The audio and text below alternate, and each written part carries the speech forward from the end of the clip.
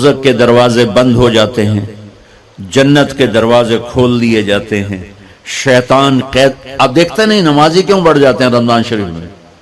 کہ وہ نامراد قید ہو جاتے. تو کسی کو زنجیروں میں باندھا ہو وہ چل تو نہیں سکتا، چھوڑ دو زنجیریں تو چل پڑے گا. تو اللہ تعالی ہم سب کی حفاظت فرمائے. کوئی دعویٰ نہ کرے، لیکن جو تھوڑا سا غفلت میں ہوتا ہے تو ایمان کمزور ہوتا ہے، انہوں تو شیطان بن کے جامع نہیں دینے. جمعے جاواں گے، جمعے کئی جمعہ بھی نہیں پڑھتے، عید تے جاواں گے کوئی عید بھی نہیں پڑھتے. یہیں یہ ایک نگینہ سینما کے مالک نے بیان کروایا تھا اور اس نے بعد میں اس سینما کو گرا دیا. آج کل وہ کینیڈا میں ہوتا ہے. تو وہ سینمے کا جو تھا نا مینیجر، وہ میرے پاس آیا، کہا مولانا آج میں پہلی نماز پڑھی ہے. وہاں ہم نے مغرب کی نماز پڑھی، اس کے بعد بیان ہوا. بیان کے بعد وہ اتنا ہنگامہ ہوا کہ رش بہت تھا تو وہاں نماز پڑھی نہیں جا سکے. ہم نے کہنے لگا، میں چل رہا تھا میرے ساتھ ساتھ، مولانا آج میں پہلی نماز پڑھی. میں نے کہا کیا مطلب؟ کہا جی یہی کہ آج زندگی دی پہلی نماز پڑھی. ہوگا راؤنڈ اباؤٹ 40-45 سال کا. میں کہا پہلی نماز؟ ہاں جی پہلی نماز. جمعہ پڑھے؟ نہیں کدی نہیں. عید؟ نہیں کدی نہیں. آج پہلی نماز تواڈے پیچھے پڑھی ہے. شیطان جب قید ہوتا ہے تو زنجیریں کھل جاتی ہیں تو نمازی بڑھنا شروع ہو جاتے ہیں. اس کے بعد جو گھٹتے ہیں نا تو شیطان کی وجہ سے نہیں، اپنی عادت اور سستی کی وجہ سے. پہلے 2-3 دن بڑا جوش ہوتا ہے، پھر اس کے بعد گھٹتے ادھے کو پھر نکل جاندے ہیں، ادھے رہ جاندے ہیں. تو تراویح میں بھی پہلے پوری مسجد بھرے گی، پھر ایک صف جائے گی، پھر دوسری جائے گی، پھر تیسری جائے گی. تو بھائیو یہ رمضان آ رہا ہے، دیکھو میں ہاتھ جوڑتا ہوں، نماز 5 وقت سارا سال فرض ہے، لیکن روزے کی برکت سے کیا ہوتا ہے؟ شیطان قید ہو جاتا ہے تو وہ سارے بھاگے آ رہے ہوتے ہیں. اللہ سے مانگ لو اس رمضان میں کہ یا اللہ ایسی توفیق دے کہ موت تک نماز نہ چھوٹ. رمضان میں بہت سے لوگ رشوت لینا چھوڑ دیتے ہیں کہ نہیں جی ہن رمضان شریف آ گیا. رمضان شریف بھی تو آیا ہے، لیکن اصل میں شیطان قید ہوا ہے تو اب کہہ رہا نہیں ہوں رشوت نہیں لینی، مہینے بعد لواں گے. ڈنڈی مارنے والا کہتا ہے نہیں صحیح تولنا ہے، پھر رمضان تو بعد کٹھی کسر کر لواں گے. وہ کیا وجہ ہے پیچھے؟ ایک تو رمضان کی برکات ہیں، اور ایک شیطان کا قید ہونا ہے، اور ایک جنت کے دروازوں کا کھل جانا، دوزخ کے دروازوں کا بند ہونا، اللہ کے عرش کا پہلے آسمان پہ مستقل ڈیرا ڈال دینا، اور پھر اعلان کرنا ہے کوئی بخشش آنے والا ہے، کوئی معافی مانگنے والا ہے، کوئی توبہ کرنے والا ہے، کوئی جنت مانگنے والا ہے، کوئی دنیا مانگنے والا، آؤ مانگو. اور ایک فرشتہ اعلان کرتا ہے اے بھلائی کے چاہنے والے شاباش آگے بڑھ، اور دوسرا فرشتہ اعلان کرتا ہے اے برائی کے کرنے والے بس کر اور واپس آ جا، بس کر اور واپس آ جا. رمضان کا مطلب ہے جل جانا، رمضان کے لفظ کا مطلب ہے جل جانا. جلنے کا مطلب کیوں ہے اس میں؟ کہ رمضان میں اللہ سارے گناہوں سے اپنے بندوں کو پاک کر دیتا ہے اور ان کے گناہوں کو جلا دیتا ہے، جس سے وہ پاک ہو کر جو سونا آگ میں جل کے خالص ہو کے باہر آتا ہے، روزہ رکھنے والا بھوک کی آگ میں جل کے خالص ہو کے باہر آ جاتا ہے، اللہ اس کے سارے گناہ معاف فرماتا ہے. دھیان نال سنیں، سب سے اعلیٰ درجے کا مسلمان، میرے نبی کا جواب،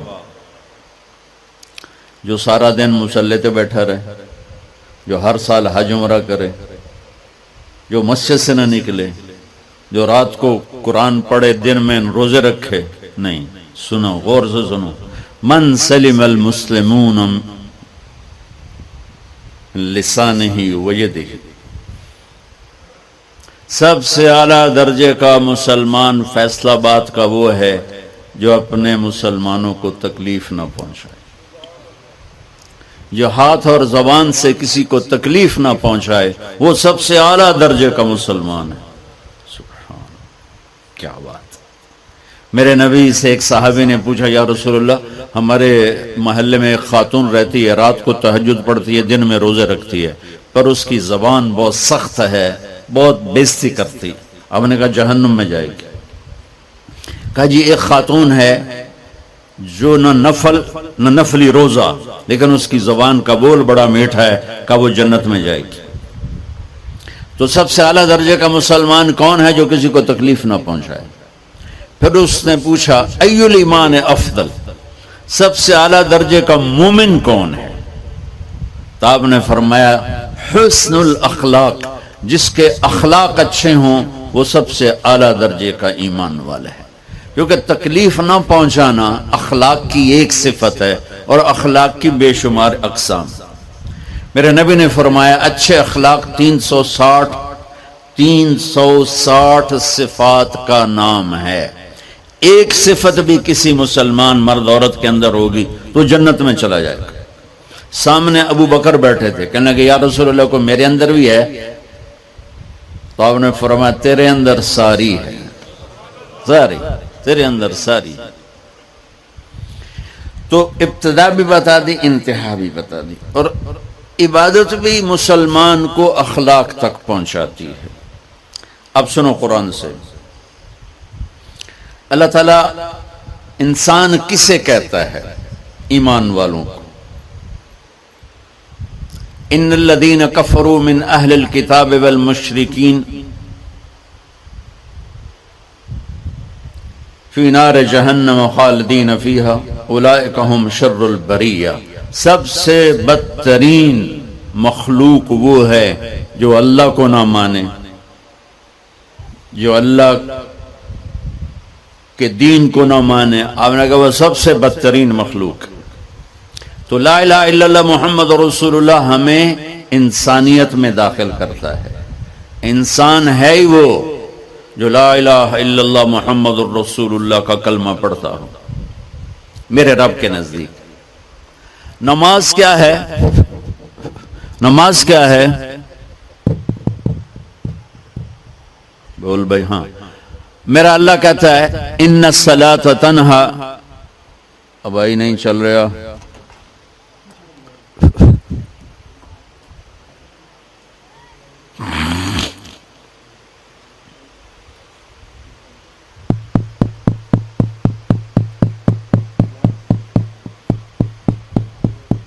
تھوڑی آواز ہے۔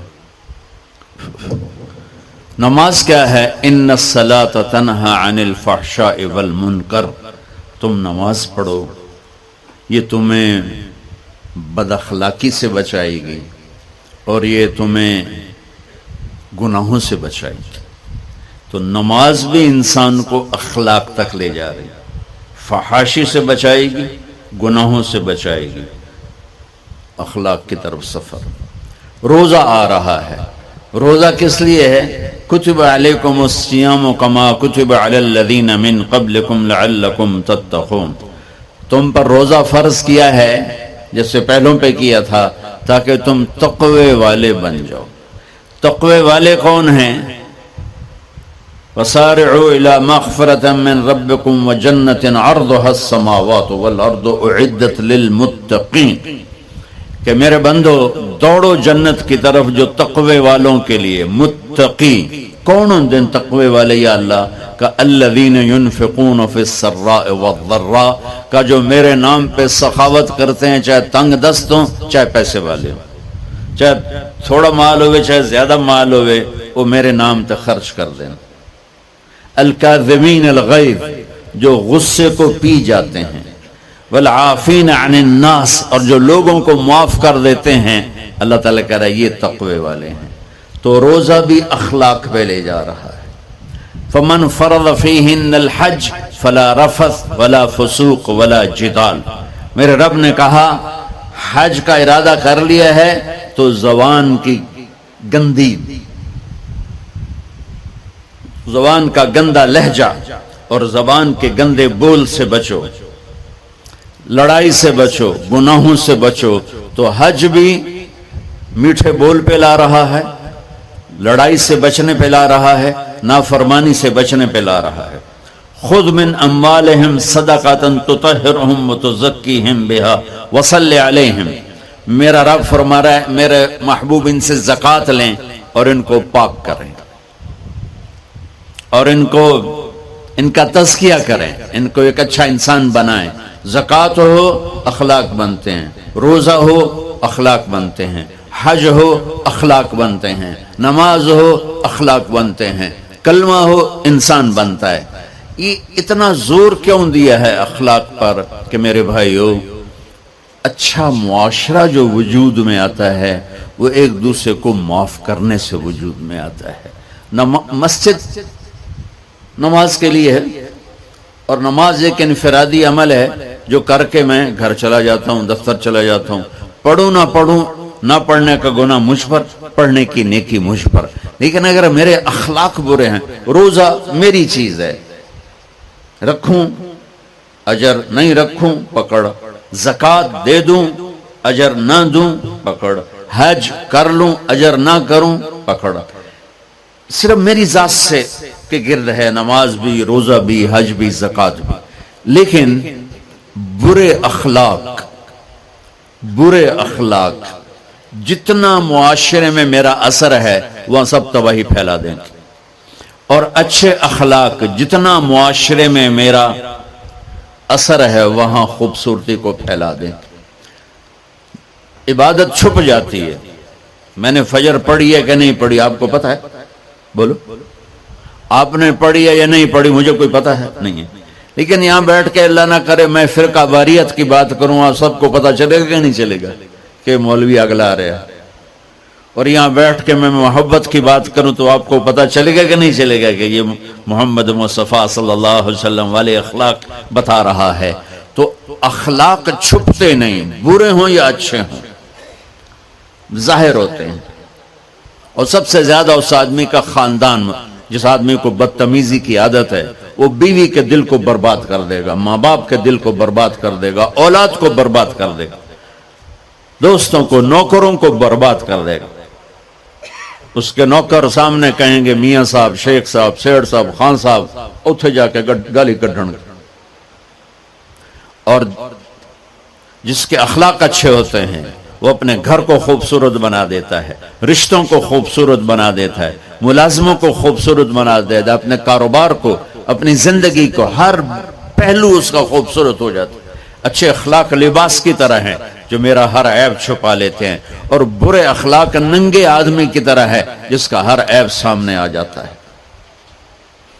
اور اللہ کی رحمت اتنی طاقتور ہے کہ میرا رب فرماتا ہے، یہ تو میں نے 5 غلطیاں بتائی ہیں، لیکن میرا رب فرماتا ہے میرا بندہ میں تجھے عمر بھی دیتا ہوں، طاقت بھی دیتا ہوں، تو اتنے گناہ کر کے زمین فیصل آباد کی سے اٹھا کر آسمان کی چھت کو لگا دے، ساری دنیا گناہ گار ہو جائے نا تو آسمان کیا چاند تک بھی گناہ نہیں جا سکتے۔ اور میرا اللہ کہہ رہا ہے ایک مرد عورت اتنے گناہ کرے کہ آسمان کی چھت کو لگا دے، پھر صرف ایک دفعہ مجھے کہے یا اللہ معاف کر، تو میں سارے ہی معاف کر دوں۔ تو بھائیو یہ رات بھی معافی مانگنے کی ہے۔ تو میرے عزیز، اور رمضان شریف آ رہا ہے، اپنے دل کو کینہ سے صاف کرو، بغض سے صاف کرو، نفرت سے صاف کرو، کسی سے لڑے ہوئے ہو اللہ کے واسطے صلح کر لو۔ یہ لڑنے کی جگہ نہیں ہے، محبت کر کے جاؤ تو اللہ بڑے اونچے عالی درجات نصیب فرمائے گا۔ اور اللہ تعالیٰ موقع دے تو رمضان میں ایک 3 دن تبلیغ میں اللہ کے راستے میں ضرور لگا لینا۔ تو سارے بھائی نیت کرتے ہو؟ سنتیں پڑھو۔